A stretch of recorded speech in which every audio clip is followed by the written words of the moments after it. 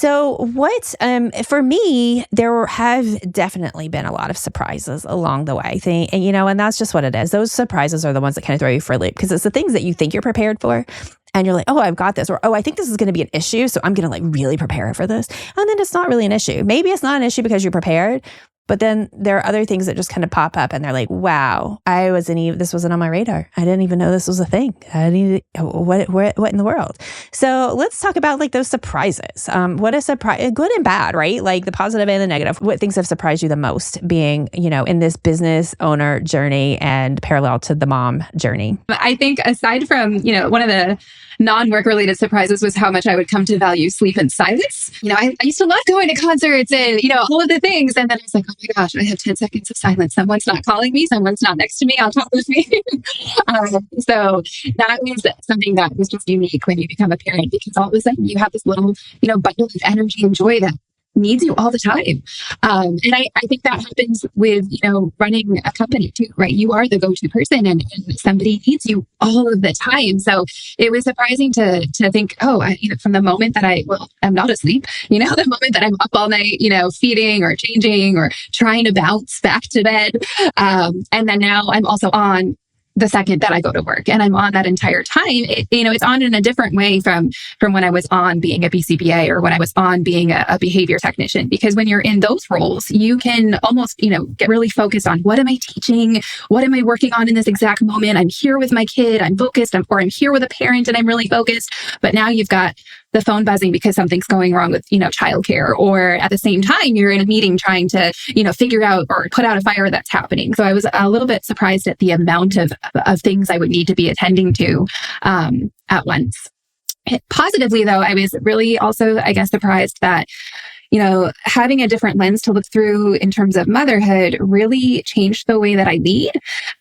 So being able to sit down and say, how do I want my son to show up in the world? How do I want myself to show up in the world? I spent a lot of time thinking about my own values and how my behavior relates to those values. And then I was able to look through that lens at Kinpathic and say, oh, these are Kinpathic's values. And how do I want, our agency values to be reflected in the world? So that was a really nice surprise in that focusing so much on my own values and motherhood, I was able to do that for the business as well. For me, I'd say something that it came up with my son, which, because like I said, we opened as a company in November.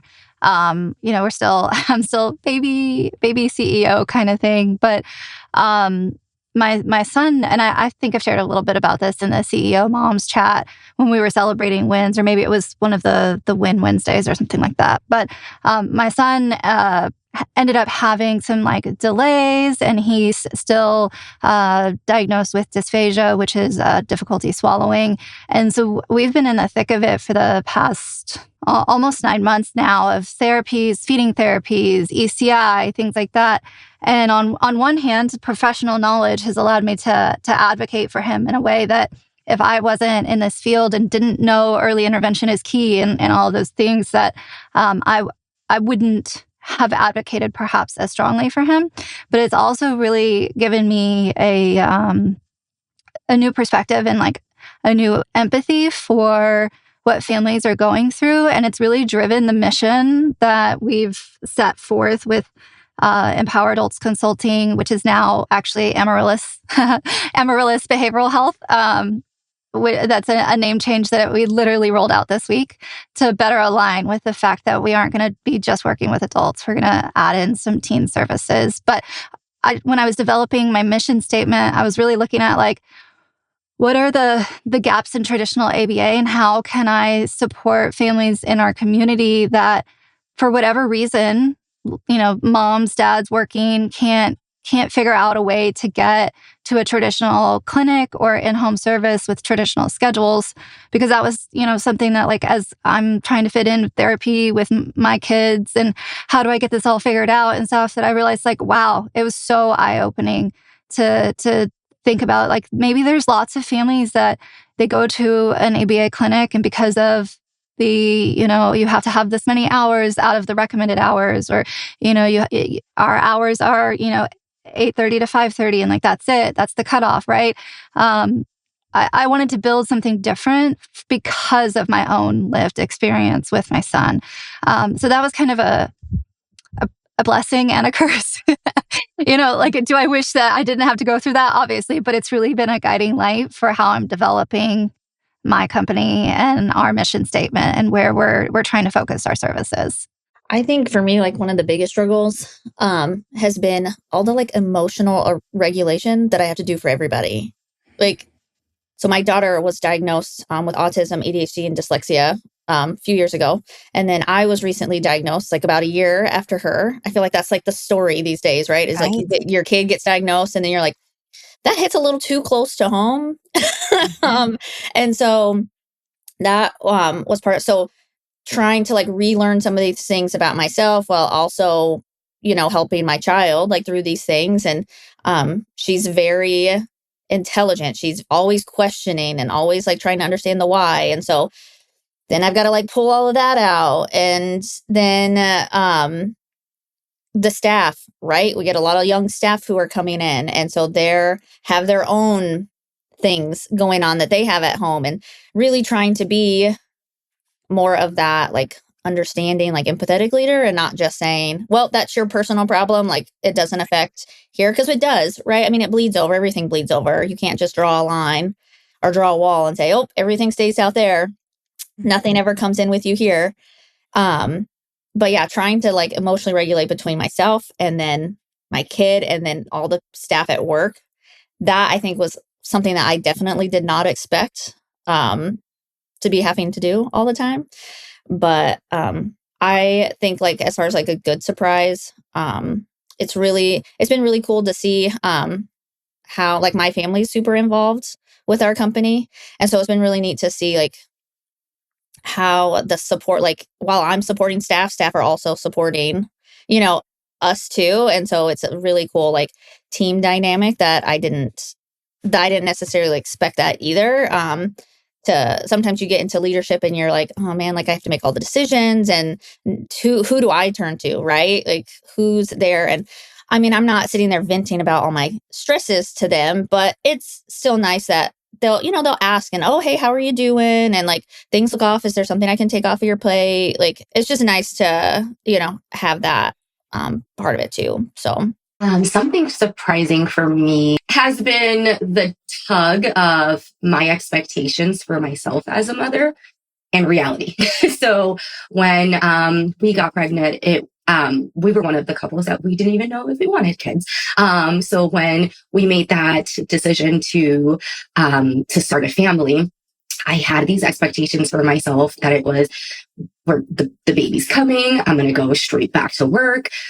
I was planning everything out to a T, and she made her debut 3 weeks early, throwing me completely off of my track. So being the planner that I am, that's how I started motherhood. It was, oh my gosh, that night, my water broke. My husband was in the car, putting the car seat in the middle of the night. So that's how we started our journey as parents. And it's been one of the, I say that was surprising, because as of the planner that I am, I thought I had everything planned out. I thought I had everything figured out, and her coming early, completely changing up my plan, has been one of the things that I feel like I'm still navigating. I feel like I'm still learning every day.